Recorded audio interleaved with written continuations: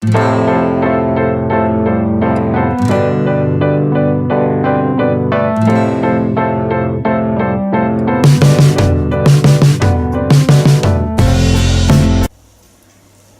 สดีค่ะท่านผู้ชมคะวันนี้พี่แมวนะคะขอนำเสนอแกงอ่อมไก่นะคะ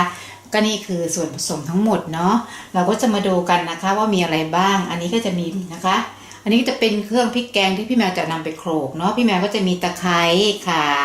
หอมแดงกระเทียมพริกแห้งแล้วก็พริกขี้หนูนะคะหรือใครจะใช้พริกจินดาก็ได้นะคะแต่พริกนี้ของพี่แมวเผ็ดเนาะพี่แมวก็จะมีตะไคร้เป็นหั่นเป็นท่อนๆนี่เหลือจากปลายต้นตะไคร้นะคะตรงนี้พี่แมวก็จะเอาตรงโคนหัวตะไคร้หน่อยนะเพื่อที่จะได้หอมบางสูตรเขาจะไม่ใส่ข่านะคะแต่พี่แมวไปทานของเพื่อนคนหนึ่งนะคะแล้วเขาบอกว่าให้โขลกข่าใส่ไปด้วยเพื่อเพิ่มรสชาติและความหอมยิ่งขึ้นไปอีกพี่แมวก็เลยนำสูตรนี้มาใช้ก็ลองทำดูแล้วก็อร่อยมากอันนี้ก็จะเป็นเนื้อไก่พี่แมวใช้น่องทรายนะคะนะน่องทรายของน่องไก่นะอันนี้พี่แมวก็ใช้ประมาณ1กิโลแล้วนี่ก็เป็นมะเขือนะคะมะเขือเปอกพี่แมวแช่น้ำเกลืออยู่เพื่อมะเขือจะได้ไม่ดำเนาะอันนี้ก็เป็นผักต่างๆนะคะก็จะมีใบแมงลักนะคะผักชีลาวถั่วฝักยาวแล้วก็ชะอมนะคะถ้าเกิดใครไม่ชอบชะอมก็ไม่ต้องใส่ก็ได้หรือจะใส่เห็ดแทนก็ได้ก็แล้วแต่ท่านผู้ชมชอบมีผักอะไรก็ตามต้องการเลยนะคะเดี๋ยวอันดับแรกพี่แมวจะไปโขลกเครื่องพริกแกงก่อนเนาะเดี๋ยวเราขับมาดูกันค่ะนี่ก็มาเลยนะคะครกหินนี่นะคะหรือใครจะใช้เครื่องปั่นก็ได้นะคะปั่นหยาบๆเนาะอันนี้พี่แมวก็จะโขลกหยาบๆแล้วกันนะคะเราก็จะโขลกข่ากับตะไคร้ก่อนเพราะว่าเขาเป็นอะไรที่โขลกยากใช่ไหมงั้นเราก็ต้องโขลก2สิ่งนี้ก่อนนะคะ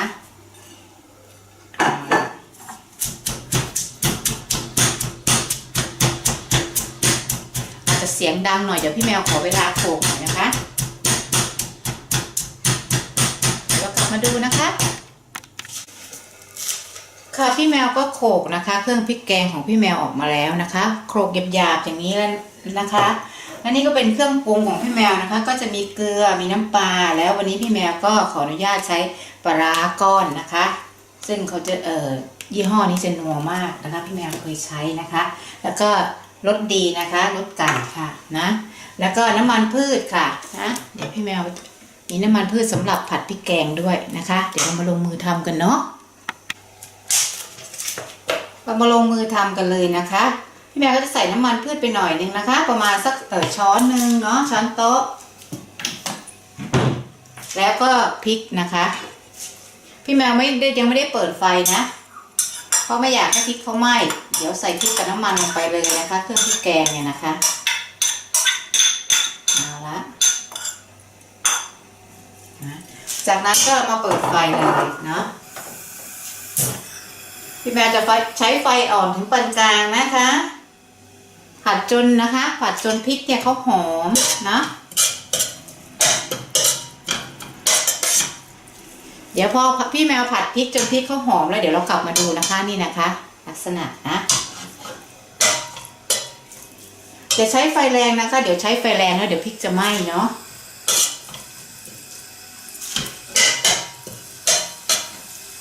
เดี๋ยวพี่แมวขอเวลาผัดแป๊บนึงนะคะตอนนี้ก็น้ำมันก็เดือดแล้วนะคะเราก็ได้ยินเสียงแป๊ะเนี่ยนะคะนี่ค่ะนะคะค่ะเดี๋ยวพี่แมวผัดแป๊บนึงแล้วเรากลับมาดูเนาะพอพริกหอมแล้วเราจะใส่ไก่กันค่ะพริกก็เริ่มหอมแล้วเราก็จะมาใส่ไก่นะคะไก่ที่หั่นชิ้นพอคำเนาะ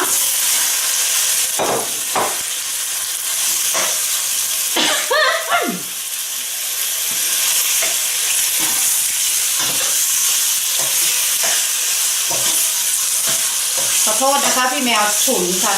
หอมพริกจนฉุนเลยนะคะก็เป็นธรรมดาเนาะเราทำอาหารที่บ้านนะคะง่ายๆสไตล์ที่บ้านก็ต้องมีการฉุนอาการจามการไอกันบ้างเป็นเรื่องปกติเนาะนะคะเราจะคั่วไก่ไปให้พอเขาตึงๆนะคะคั่วไปกับพริกแกงเนี่ยนะคะเดี๋ยวพอไก่ตึงแล้วเราจะมาใส่น้ำกันเนาะเดี๋ยวกลับมาดูนะค่ะท่านผู้ชมครับพี่แมวก็คั่วไก่ได้ที่แล้วนะคะคั่วให้เขาตึงๆอย่างนี้เลยนะจ จนกว่าไก่ที่เราสับแล้วมีกระดูกเนี่ยตรงข้อกระดูกนี่นะคะเขาก็จะไม่มีเลือดติดนะคะเลือดที่ออกจากกระดูกไก่ก็จะสุกไปด้วยนะคะ เพื่อที่จะไม่โทษนะคะจามอีกแล้วขอโทษค่ะเพื่อที่น้ำของเราจะได้ไม่เหม็นคาวนะคะเอาละค่ะใส่น้ำลงไปเลยเนาะ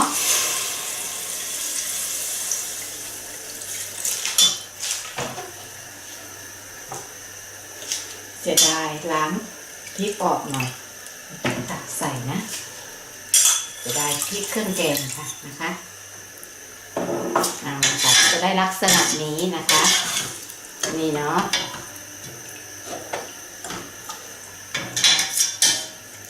เดี๋ยวเราก็จะเคี่ยวไปให้เขาเดือดนะ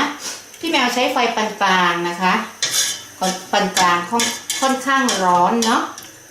เอาละค่ะเดี๋ยวพอก็เดือดครั้งนึงแล้วเดี๋ยวเรากลับมาดูกันมาปรุงรสกันนะคะค่ะท่านผู้ชมคะก็เดือดได้ที่แล้วเนาะเราก็จะมาปรุงรสกันเลยนะคะจะปรุงรสด้วยนี่นะคะพี่แมวใส่นะคะรสดีลงไปนะคะ1 ช้อนชาเนาะแล้วก็เกลือป่นนะเกลือป่นก็ประมาณครึ่งช้อนชานะคะเพราะว่าเดี๋ยวเราจะต้องใส่น้ำปลาแล้วก็ปลาร้าก้อนลงไปด้วยนะอันนี้ก็เป็นปลาร้าก้อนของพี่แมวนะพี่แมวอยู่เมืองนอกเนาะก็ใช้ปลาร้าก้อนหรือว่าใครมีปลาร้าน้ำปลาร้าก็ได้นะคะไม่ว่ากันเนาะเนี่ยก็จะใส่ไป1 ก้อนนะอันนี้ก็จะทำให้รสชาตินัวมากเลยค่ะนะแล้วก็น้ำปลานะคะ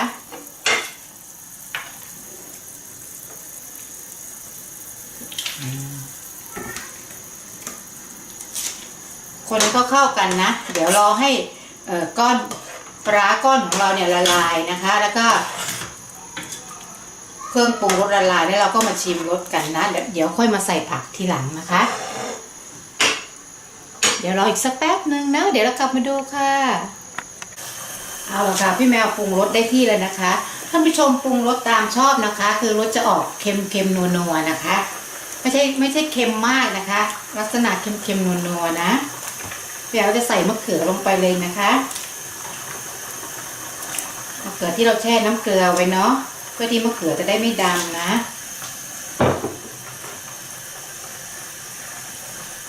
เพิ่มความหอมอีกตะไคร้นะคะปลายตะไคร้นะคะก็ใส่ลงไปชะอมนะคะถั่วฝักยาวหั่นเป็นท่อนๆนะคะประมาณสักนิ้วนึงเนาะ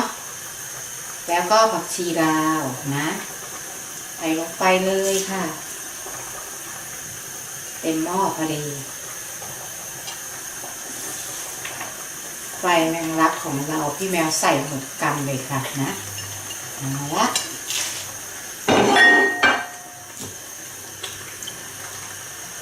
เอาล้างมือกับตรงนี้แหละนะ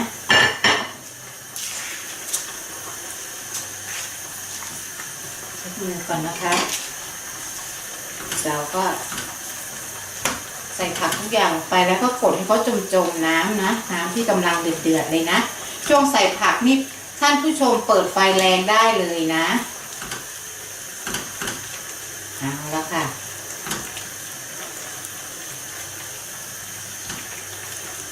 พอเรากดผักให้เขาจมเสร็จ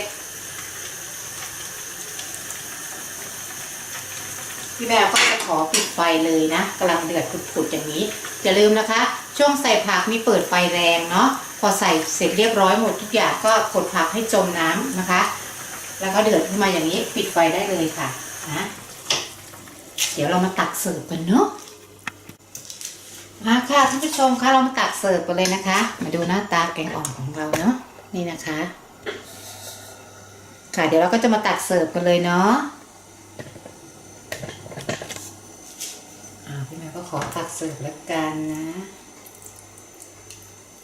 นี่ก็จะเป็นบรรดาผักต่างๆเนาะเนื้อไก่นะคะพี่แมวใช้ไก่น่องทรายนะอย่าลืมนะคะตอนที่ช่วงคั่วไก่กับพริกแกงน่ะ คั่วให้ไก่ที่ตรงเลือดที่เขาติดกระดูกเนี่ยให้สุกเลยนะ เพราะว่าจะได้ไม่เหม็นคาวเวลาต้มออกมาแล้วเนาะ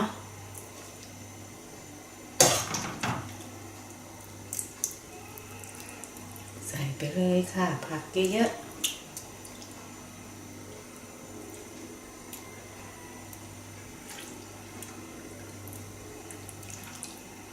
น้ำเขาจะเข้มข้นแล้วก็นัวมากเพราะเราใส่ทั้ง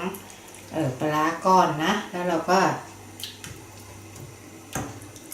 ใส่เครื่องปรุงต่างๆเนาะเอาละค่ะเดี๋ยวพี่แมวขอเวลาจัดเสิร์ฟก่อนนะคะ